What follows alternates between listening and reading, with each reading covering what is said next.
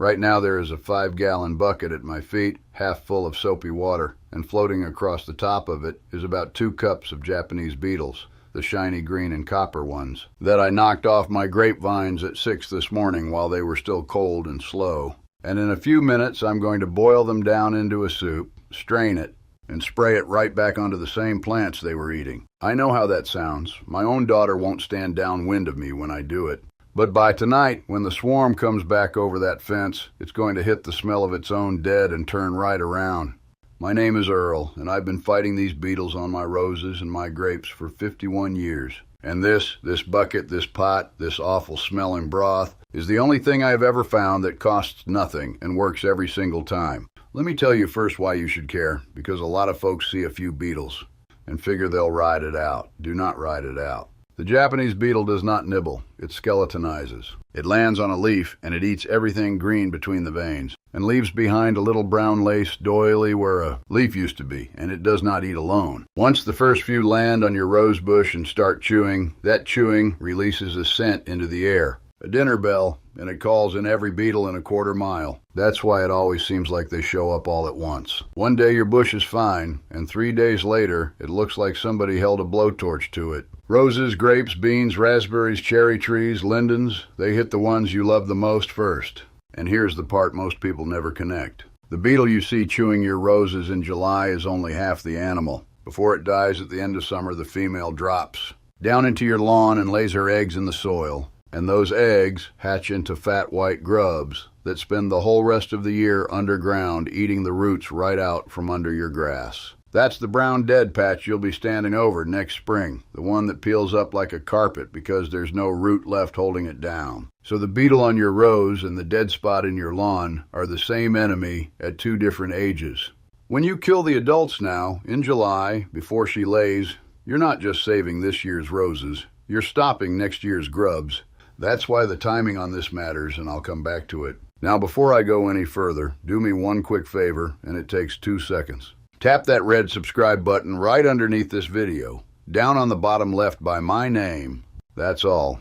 It's free, and it's the only way old cheap tricks like this one keep getting passed around instead of disappearing.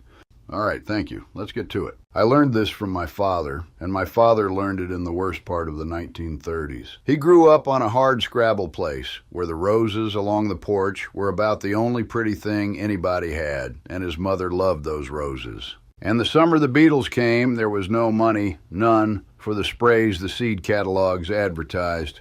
So my grandfather did what his generation did with every problem. He sat and he thought about it until he found an answer that cost nothing. And what he noticed out in the field was that the beetles would swarm one plant thick as gravel, but they would not touch a plant where a mess of them had been crushed and left to rot. They avoided their own dead like the plague. So he took a bucket of the things, he crushed them, he covered them in water, and let them sit and turn. And he flung that foul water across the roses. And the beetles left his mother's roses alone the rest of the summer. My father carried that out of the Depression the way you carry anything you watched work when you were hungry. He never forgot it. And he showed me when I was 11. And I have spent 51 summers refining it on my own place in a set of composition notebooks I keep on a shelf in the garage. One line a summer, and I can tell you the years I did it right and the years I got lazy, because the harvest tells on you. The years I made the soup, my grapes came in clean.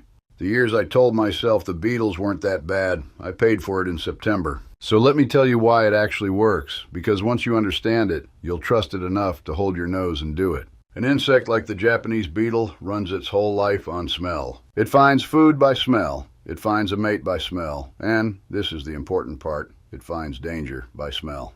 When a beetle is crushed or dies and begins to break down, its body releases certain compounds, the same chemistry of death and rot that every one of its own kind is hardwired to read as this place. Killed one of us, do not land here. Scientists have a fancy name for the general idea, a necromone, the scent of the dead. You don't need the word. You just need to know that a live beetle flying in low over your fence, hunting for your roses, will hit a cloud of that smell, and its own instinct will yank it away before it ever touches a leaf. You are not poisoning it, you are lying to it, in the one language it cannot ignore. You're telling every beetle that comes near that your rose bush is a graveyard. There was work done on this. real work, decades back, on using ground-up insects as a repellent against their own species, and the results were the kind of thing that never quite makes it out of the dusty journals and onto the shelf at the garden store. Plots sprayed with a slurry of an insect's own kind saw the living ones drop off by more than half, some trials far more than that, compared to the untreated rows right beside them. More than half from a spray that cost nothing but the pests you already had too many of. But you cannot sell a bottle of go catch your own bugs and boil them. There is no money in it. There is no jar to put it in, no label to print, no salesman to send around. So it stayed a thing that country people did and quiet people knew, and it never once made the catalog. And I want to be square with you here because I'm not one for shouting about villains. The companies that sell beetle control didn't lie to anybody. But I will tell you the one thing that turned me sour on the whole aisle, and it's a thing you can check yourself. Those bag traps, the yellow and green hanging bags with the pheromone lure that you stake in the yard. The ones sold by the millions every summer as the answer to Japanese beetles. Here's what the universities found when they actually studied them. That lure is so powerful that it pulls in far more beetles than the bag ever catches.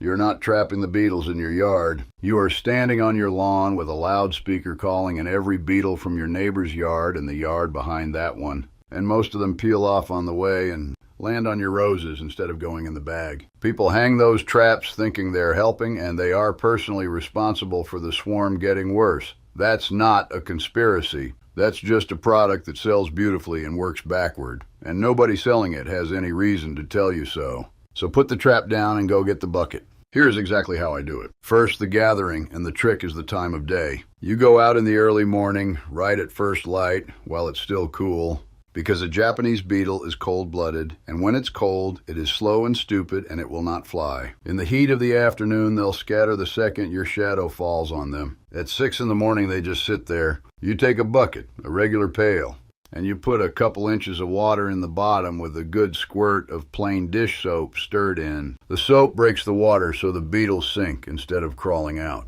Then you go down the plant, and you hold the bucket right under a cluster of them, and you just flick them or tap the branch, and they drop straight down into the water like ripe fruit. They panic and let go when they're startled, and most of them let go downward, right into your pail. Work your worst plants. In 5 or 10 minutes on a bad July morning, you will have all the beetles you need. A good 2 cups, 3 cups, floating on top. Now you cook them. And you cook them outside. I cannot stress this enough. On a hot plate, a camp stove, a turkey fryer, anything but the stove your family eats off of. You pour your beetles into an old pot you don't love. You cover them with water by an inch or two. And you bring it up to a hard boil and let it go 10-15 minutes. This does 2 things. It kills anything still alive, and it breaks the bodies down and pulls all that scent out into the water. You're making a strong tea of the thing. When it's boiled down good, you shut it off and let it cool. Then you mash it right there in the pot with a potato masher or a stick. Get it broken up, and you strain the liquid off. I pour mine through an old t-shirt laid over a second bucket. What runs through is a thin brown broth, and it will smell like the worst thing you have ever made. That smell is not a side effect. That smell is the product. That is the whole medicine. Then you thin it. Do not spray it straight. It's too strong, and it can burn tender leaves. I cut mine about 1 part broth to 4 parts plain water, stir it, and pour it into a pump sprayer. And you spray it on in the evening, after the sun's off the plants, coating the leaves top and bottom on everything the beetles have been working. The roses, the grape leaves, the bean rows. Not soaking it to a drip, just a good even mist so the whole plant carries the scent. That's it. That's the entire method. Gather at dawn, boil, mash, strain, cut with water, spray at dusk. Now I have to stop and be honest with you about the cautions, because there are a few, and they matter. 1, this is a repellent, not a food product, and it is made of rot. Do not spray it on a tomato or a bean you're going to pick and eat that same day. Spray the leaves, keep it off the fruit you're about to harvest, and wash anything well before it comes to the table. 2, wear gloves and don't breathe the steam off the pot up close. And for heaven's sake, don't taste test it. It won't kill you, but it will turn your stomach for an hour. 3, label your sprayer in big letters and keep it up high, away from children and animals. The same as you would any garden chemical, because nobody in the house should ever pick it up thinking it's water. And 4, it does not last forever on the plant. A hard rain washes it off and the sun weakens it after a few days. So you'll spray again after a big storm, and once a week or so through the worst of the swarm. Make a fresh batch each time. It does not keep, and you would not want it to. Let me tell you why doing this now this week matters more than doing it in August. The adult beetle is only above ground for about 6 weeks, and right now, the front end of July is the thick of it. This is the swarm. And every single day that swarm is on your roses, the females are also slipping down into your lawn to lay the next generation of grubs. So this is a closing window. If you knock the adults down now, hard this week, you are cutting the number of eggs that ever go into your soil. Which means fewer grubs eating your grass this fall, which means fewer beetles climbing out of your lawn next July to start the whole thing over. Miss this window and let them breed, and you have signed yourself up for a worse invasion 12 months from now. That's the urgency. It's not marketing. It's the calendar of the animal. I had a neighbor down the road, a fellow named Dale. Keeps a little backyard vineyard he's fierce proud of. 12 vines he babies like children. And 2 summers ago, the Beetles found his grapes, and I watched him do everything the store told him. He hung 3 of those bag traps. He bought the spray. And by the end of July, his vines looked like green skeletons, and he was about ready to tear the whole thing out. I took him a mason jar of my broth. Didn't even tell him what was in it at first because he wouldn't have taken it.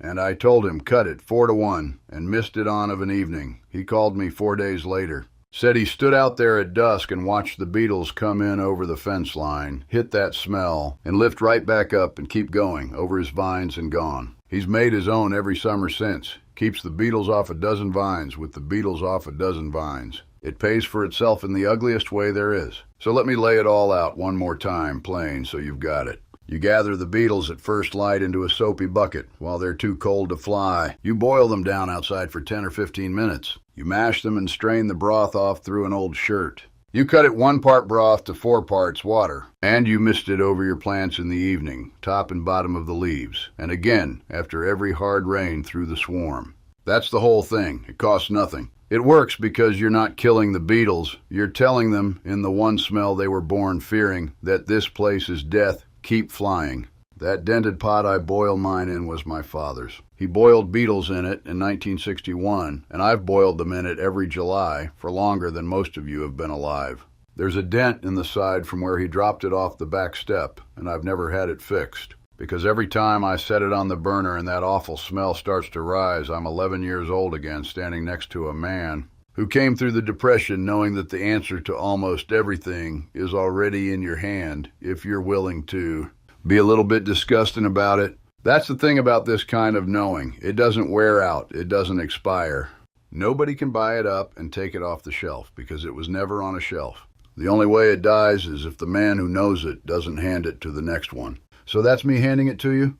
Go do it this week while the swarm's still up, and then come back down here to the comments and tell me 2 things. Tell me how your roses looked after, and tell me this. Did your father or your grandmother ever do something like this? Some cheap, rotten old trick that worked when there was no money for anything else? Because a lot of you had people like that, and a lot of us let those tricks go quiet when they passed. Write it down here. Every time one of you does, it jogs it loose in 10 other people reading along. And if this was worth your time, stay with me. Well, next week I'm going to show you what my father did to a row of green beans. With nothing but a pair of scissors and a coffee can of something most people rake up and throw straight in the trash to keep them producing weeks after the neighbor's plants quit. Until then, go catch your beetles at dawn, hold your nose, and pass it down.